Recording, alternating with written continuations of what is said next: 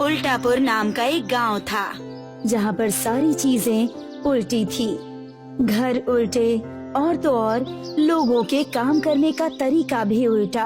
फिर एक दिन ये खबर शिमलापुर गांव के हरीश को पता चलती है और वो खुद ही अपनी आंखों से इस गांव को देखने के लिए आता है। वो देखकर कहता है, अरे ये क्या, यहाँ तो जैसा सुना था वैसी ही सारी चीजें उल्टी हैं।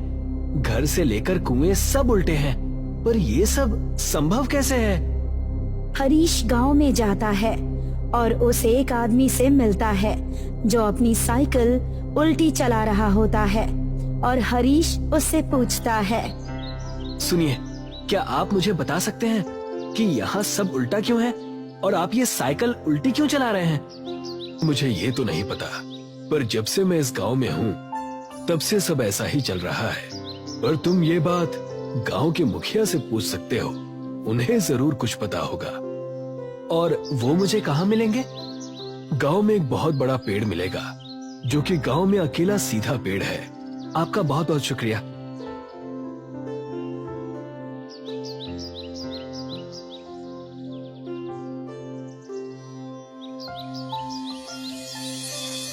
वहाँ से हरीश उस पेड़ के पास पहुँच जाता है जहाँ पर गांव के मुखिया खड़े रहते हैं।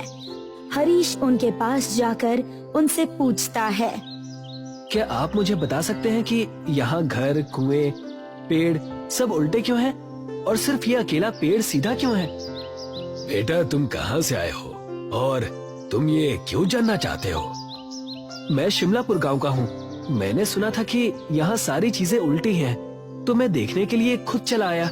और अब जब मैंने सारी चीजों को अपनी आंखों से देख लिया है तो मैं बस जानना चाहता हूँ कि यहाँ सारी चीजें ऐसी क्यों हैं। फिर मैं गांव जाकर सारी बातें लिखकर उसे गांव में बांट दूंगा।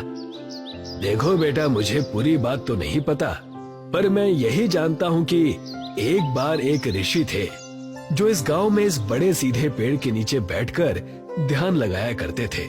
और किसी वजह से उन्होंने इस गांव को श्राप दे दिया, जिस वजह से इस गांव की सारी चीजें इस तरह से उल्टी हो गईं। पर उन्होंने श्राप क्यों दिया और उस श्राप को कैसे हटा सकते हैं? बेटा, ये तो मुझे भी नहीं पता, पर अगर तुम्हें जानना है तो तुम गांव के पुस्तकालय में जाकर खोजबीन कर सकते हो। शायद तुम्हें वहाँ कुछ मिल जाए। आपका बहुत बहुत धन्यवाद। वहाँ से हरीश गांव के पुस्तकालय में जाता है।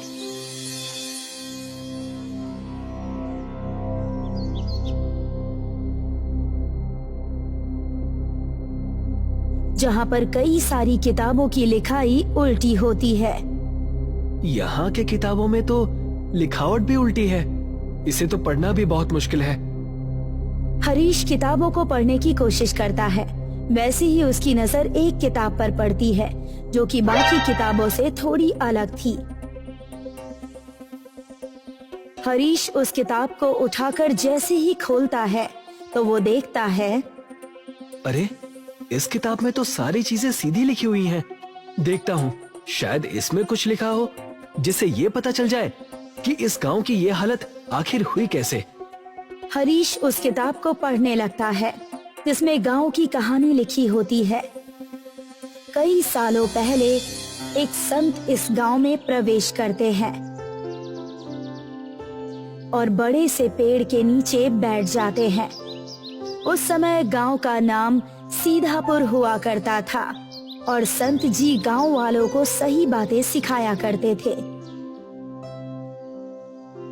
एक दिन संत जी गांव वालों को इकट्ठा करते हैं और उन्हें सूचना देते हैं, गांव वालों, मैंने आप सभी को यहाँ इसलिए इकट्ठा किया है ताकि आप सभी को गांव में हो रहे शिकार के बारे में बता सकूं।